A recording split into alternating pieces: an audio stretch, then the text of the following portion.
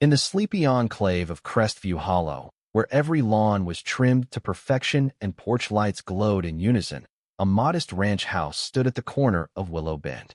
For Nathan Cole, a widowed mechanic and father to his 13-year-old son, Lucas, this house was a lifeline. After losing his wife to illness 2 years prior, Nathan left behind the noise of the city, seeking a quiet place for Lucas to heal. The neighborhood, with its matching mailboxes and fluttering community flags, promised order and calm. Behind their home, tucked against a wooded ravine, sat a small metal shed Nathan had built himself. It housed his tools, a workbench, and an old Ford pickup he was restoring, a project that kept his hands busy and his grief at bay. That shed, unassuming and practical, would ignite a firestorm that shook Crestview Hollow to its core. Nathan hadn't planned to stir trouble. He spent his first month settling in, fixing Lucas a bike rack in the garage, and taking evening walks to memorize the streets. Lucas, a quiet kid with his mother's sharp eyes, started sketching again, a sign he was finding his footing. The Crestview Hollow Homeowners Association, HOA, seemed benign at first, just a group enforcing rules about fence heights and holiday decorations. Nathan kept his shed discreet, painted to blend with the trees and screened by a low fence. He used it to repair neighbors' lawnmowers or weld broken gates, earning smiles and homemade pies from folks like Mrs. Larson, who lived across the street. But peace didn't last. It arrived in the form of Evelyn Marsh, the HOA's enforcement chair, a woman with a pinched smile and a leather-bound notebook. She knocked one Saturday, her voice clipped. "Mr. Cole, your shed violates Ordinance 9A, Section 2, unauthorized structures in residential zones." Nathan, still in his work gloves from fixing a neighbor's sprinkler, explained it was for maintenance, not an eyesore. Evelyn handed him a citation. "Remove it within 10 days or face a $200 fine." Nathan's jaw tightened, but he nodded, promising to check the rules. That night, he dug through the HOA handbook, finding the ordinance buried in legalese. A clause allowed utility structures with board approval, so Nathan sent a detailed email with photos of the shed's discreet placement and testimonials from neighbors he'd helped. Days later, a letter arrived, not an email, but a printed notice taped to his door. Request denied. No explanation, just a warning of escalating fines. Lucas, doing homework at the kitchen table, saw Nathan toss the letter into the trash. "They don't like your shed, do they?" he asked. "They don't like anything that doesn't fit their mold," Nathan replied, a familiar anger simmering, the kind he'd felt when hospital bills piled up while bureaucrats delayed his wife's care. This wasn't just about a shed, it was about power. The shed was more than storage. It was where Nathan taught Lucas to change spark plugs, where they laughed over grease-stained hands, rebuilding the pickup piece by piece. It was how Nathan connected with Crestview Hollow, fixing things for free when budgets were tight. He'd welded a gate for the Thompsons, repaired Mrs. Larson's garden trellis after a storm.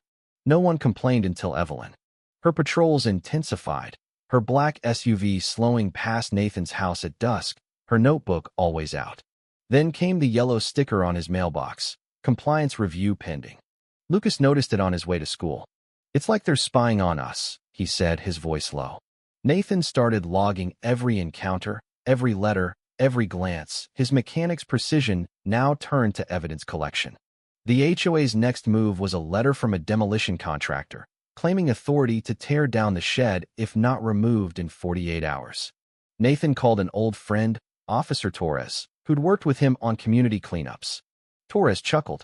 "They're making an example of you, Cole. Lock the shed, document everything, and call if they trespass."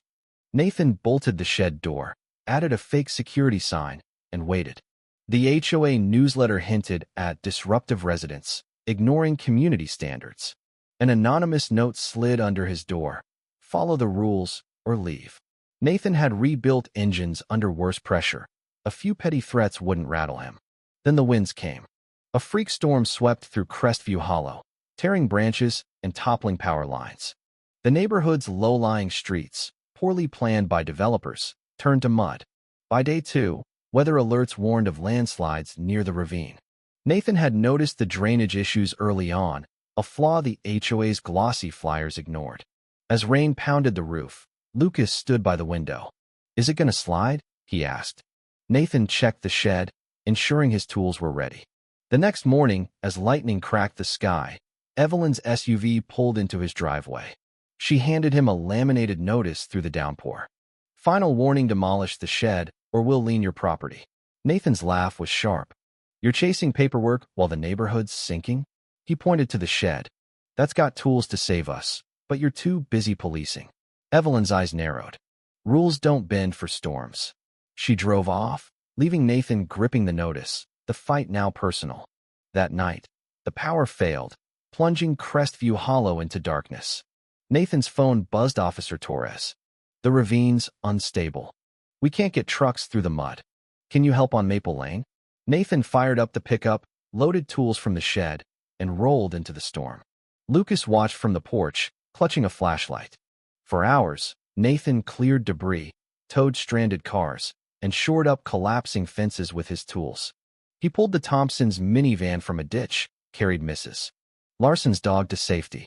Then, at the ravine's edge, he saw Evelyn, soaked and shaking, her SUV stuck in mud, her precious notebook ruined. Need a hand? Nathan called. She hesitated, pride warring with desperation, then nodded. He towed her vehicle to higher ground, her silence louder than any lecture. At the community center, she muttered, I didn't realize. Nathan's reply was cold. You didn't care to. By dawn, Nathan had saved a dozen neighbors, his hands raw, the pickup's tires caked in mud. Lucas hugged him, whispering, You're a hero. A note on the doorstep read, Thank you for saving my kids. A viral video of Nathan's rescue spread online, captioned, HOA tried to find this guy's shed, then he saved the neighborhood.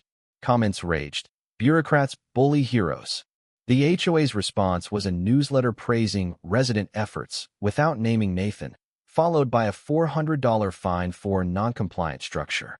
Furious, Nathan stormed the next HOA meeting, the room packed with neighbors buzzing about the storm.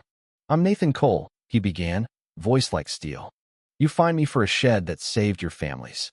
I've got proof of your harassment letters, photos, witnesses. I'll take this to the county, and I'll win. Murmurs turned to cheers. The board, led by a sweating president, Victor Klein, stayed silent. That night, someone slashed Nathan's Tyresa Coward's move. He filed a police report, added it to his evidence, and installed a real camera. The HOA doubled down, scheduling an emergency meeting to tighten bylaws, hinting at voting restrictions for non-compliant residents. But the storm had changed Crestview Hollow. Neighbors shared stories, fines for birdhouses, threats over fence colors. Mrs. Larson confessed Evelyn had warned her about her trellis height. Nathan filed a county complaint, detailing selective enforcement and retaliation. The county froze the HOA's actions and set a hearing. Meanwhile, Nathan's shed became a symbol. He used it to fix storm damage, neighbors cheering as he worked. A Red Cross van, blocked by debris, needed his pickup to clear a path. Kids waved, chanting "Shed Guy." At a flag-raising ceremony, neighbors gathered, chanting "No more control." Lucas held a sign, "Go Shed Dad." At the county hearing, Nathan spoke. I came for peace, but found a system that punishes kindness. Neighbors testified, Mrs. Larson about her trellis, others about petty fines. The county suspended the HOA's powers, ordering a financial audit. Evelyn resigned, leaving a note. I lost sight of community. I'm sorry. That night, Crestview Hollow partied music, burgers, kids on bikes. Victor stepped down, and Mrs. Larson won the HOA presidency. Nathan joined the safety committee, passing a rule protecting utility structures. The shed, repainted silver, stood proud. Lucas taped a newsletter photo to the fridge. Heroes don't need capes, they build sheds. Nathan took a county role training emergency volunteers. One evening, Lucas found the old HOA rules. They burned them in the backyard, flames eating the words. That was epic, Lucas grinned. At a preparedness summit, Nathan said, helping isn't about permission, it's about people. Crestview Hollow wasn't perfect, but it was home, forged in defiance and rebuilt by trust.